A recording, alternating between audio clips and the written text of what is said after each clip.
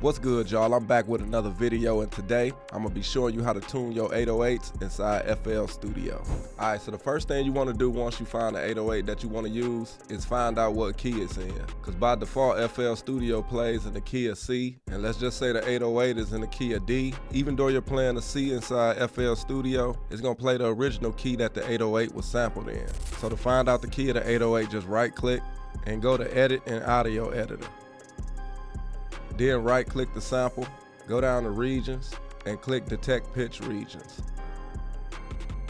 And as you can see, it's showing you that it's in the key of D. So then what you need to do to tune that 808 is add it to the channel rack, click on the instrument settings, go to the key of D, and then right click. And now when you play it in FL Studio, everything will be in tune. You can also mess with the envelope settings, make the attack immediate, turn up the hold, and bring everything else down.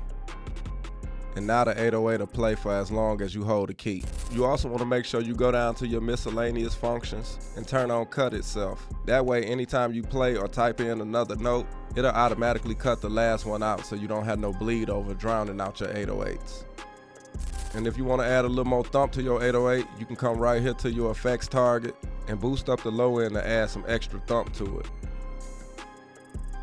Alright, so that's a quick video showing how to tune your 808s inside FL Studio. I hope this video was able to help somebody out. If it did, make sure to like, comment, and subscribe to the channel. And with that being said, I'ma holla at y'all on the next video.